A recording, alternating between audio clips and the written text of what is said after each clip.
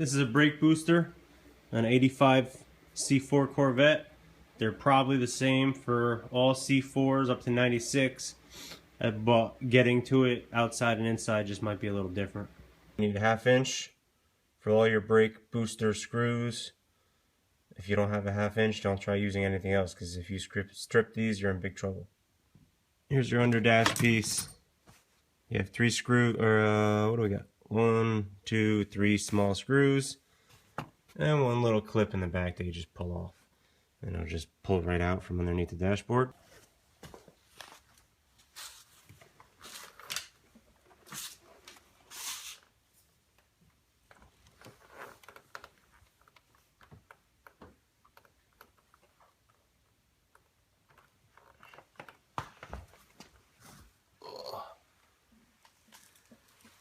In order to get in there, you're going to have to go upside down.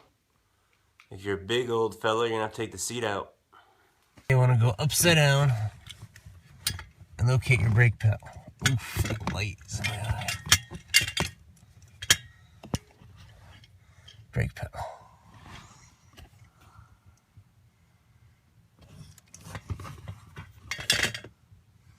Alright, there's your clip you got to take out right there. Right there. There's your clip. You follow that straight to the firewall, and there's 2 bolts. You gotta take those bad boys out. Right there. And right there. Alright, so this is the angle that I found best.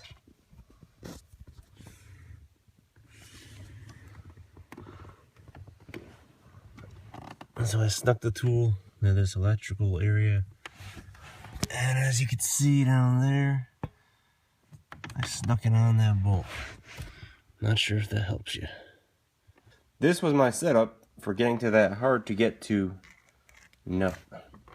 The driver's side is a little easier to get to with this straight shot. But as you can see, the black stuff's kind of in the way a little bit. So I'm going to take a little razor blade here. And I'm just going to trim a little away from that bolt so I can get to it easy. Since this is my second time doing it, I know that I should be doing that. Alright, this is the passenger side. And it's a straight shot. I found it much easier to get to. I'm just going to yank that off, and as you can see, I trimmed it a little tiny bit so I can get the socket on there good. If you strip these bolts, you basically should just take your car to the junkyard, because you'd have to take your whole entire dashboard apart to fix those bolts or those nuts.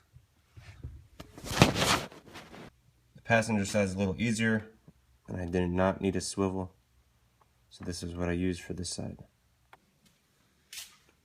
Alright, here's your booster. Here's your master cylinder. You got 2 bolts right here and here. All these brake bolts are 1/2 inch. And just remove the hoses and obviously clear out some room so you can pull this thing out. There's a little clip down here. I just had to undo the clip and push away some hoses, and I should be able to slide it out. Alright, just about got it finagled out.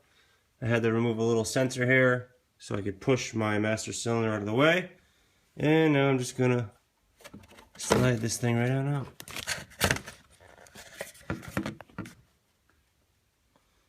And there you have it.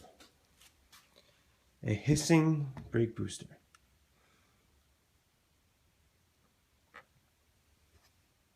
My first time around, I actually did the master cylinder as well.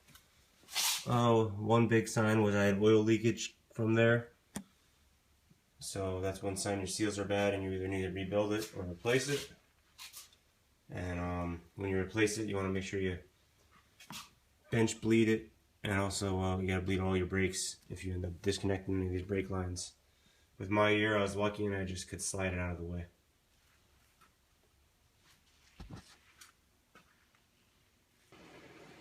Alright, this is the new brake booster. I did my last booster in 2007, so 7 years ago. It lasted 7 years. on the replacement, which is a Cardone from AutoZone. Has a lifetime warranty, so I took mine out and they gave me this one for free. It was $100 back then, but now I think it goes for $120. And the thing I like about it is I'm pretty sure that it's just a factory rebuild. As for reinstallation, it's pretty simple. I'm going to push my booster back into the hole. I'm going to go under the dashboard and I'm going to resecure those 2 bolts.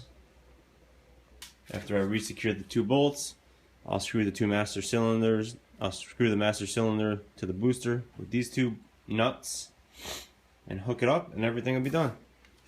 The hardest part should be getting the nuts underneath the dashboard. Anyway, I'm having a lot of trouble getting the booster in this time around.